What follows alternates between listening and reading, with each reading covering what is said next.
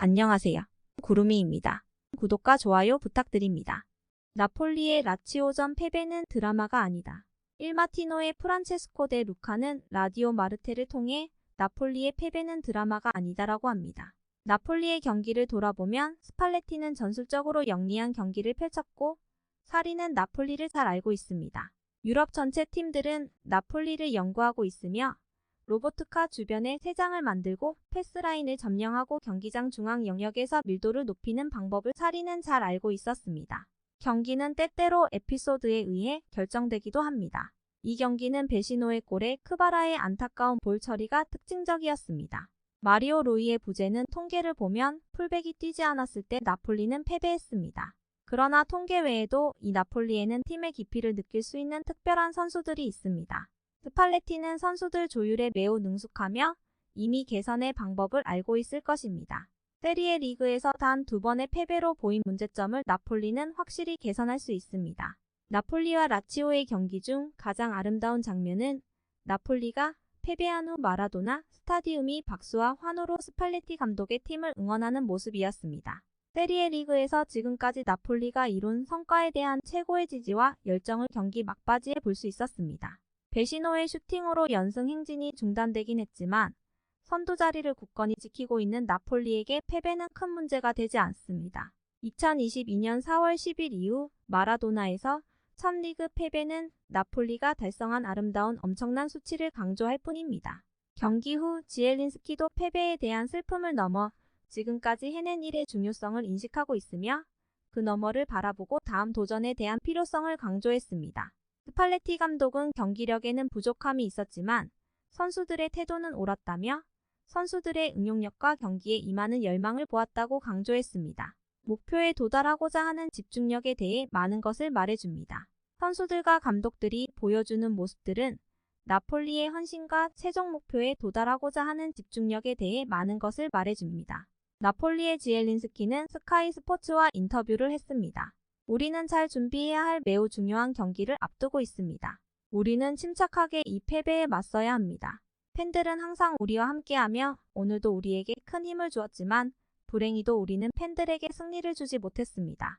팬들은 축하받을 자격이 있고 정말 환상적이며 다음 경기에서는 팬들을 행복하게 해드릴 수 있기를 바랍니다. 우리는 평소에 명석함이 부족했고 쉬운 패스를 너무 많이 놓쳤으며 우리가 만든 기회를 구체화할 수 있는 몇 가지를 놓쳤습니다. 우리는 결과를 받아들이고 아탈란타를 바라봐야 합니다. 탈의실에서 우리는 강팀을 상대로 패배에 실망했고 후회가 있었습니다. 중요한 것은 집중력과 긍정적인 태도를 유지하는 것입니다. 패배로 인해 우리가 해온 모든 것을 망칠 수는 없습니다.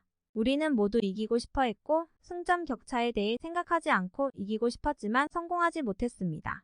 우리는 우리의 강점과 좋은 시즌을 보내고 있다는 사실을 알고 있으며 종종 우리를 공경에 빠뜨리는 아탈란타를 위해 집중력을 유지해야 합니다. 나폴리 팀원들은 패배를 딛고 일어서 다음 게임을 위해 노력할 것이라고 하네요. 나폴리 매거진 디렉터인 안토니오 페트라주올로는 라디오 키스키스 라디오 골과의 인터뷰에서 나폴리의 축구를 말합니다. 무엇보다도 베시노의 골을 떠올려보면 나폴리가 득점하기 위해 공격할 때 나온 골이었다는 점을 기억해야 합니다. 나폴리와 라치오는 전술적으로 대등한 팀이었습니다. 두 팀 모두 경기장에 잘 배치되어 있었습니다. 저는 수적 열세에도 불구하고 팀이 골문을 더 많이 노렸기 때문에 승리할 자격이 있었다는 사리의 주장에 동의하지 않습니다. 디 로렌조가 막아낸 베시노의 슛과 사비치의 프리킥이 크로스바 상단을 맞고 나온 것을 제외하면 메렛을 괴롭힌 멋진 장면은 기억나지 않습니다. 평소와 같이 공격적인 면이 두드러지지 않았던 저녁에는 무승부가 더 공정한 결과였을 것입니다. 마리오 루이의 부재는 아마도 왼쪽 측면에서의 플레이 연계가 답답해 보였기 때문에 더 생각나는 것일 겁니다. 하지만 이런 점이 올리베라가 패배의 희생양이 되어야 한다는 것을 의미하지는 않습니다. 우리는 그를 그리워할 것이며 단순히 경기장에서 일어난 일을 평가할 것입니다. 어쨌든 플레이의 원천이 상당히 차단된 상태에서 나폴리는 여전히 나쁘지 않았습니다. 나폴리의 강점은 팀에 있습니다. 안토니오는 과거의 나폴리엔 포지션별로 리더가 있었지만 오늘날에는 정신적으로 모든 요소에서 큰 성숙함을 보고 있다며 인터뷰를 마무리했습니다. 김민재는 나폴리로 이적 후 이탈리아를 넘어 모든 빅클럽의 관심을 받고 있습니다. 팀의 최저 실점을 이끌고 오랜 시간 동안 염원해온 우승을 바라보고 있습니다. 풋볼 팬캐스트에 따르면 여름 이적 수표를 정확히 누가 작성할지는 불분명하지만 맨유 감독과 구단은 이적 계획을 추진하고 있다고 합니다.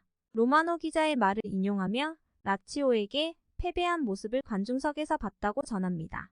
아이러니하게도 올 시즌 세리에 리그 홈에서 단 한 번도 패하지 않았던 나폴리와 김민재는 맨유 스카우트들이 지켜보는 가운데 패배를 당했다.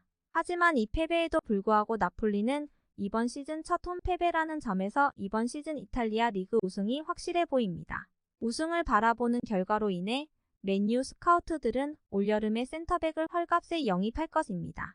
그러나 이탈리아에서 맨체스터의 존재감이 김민재의 마음을 돌릴 수 있을지 지켜보는 것은 분명 흥미로운 일이 될 것이다. 라고 합니다. 풋볼 팬캐스트는 김민재가 뉴캐슬의 에디 하우 감독에 대해 리흐트가 될 수 있다고도 합니다. 김민재는 대 리흐트와 비견되는 수비수다.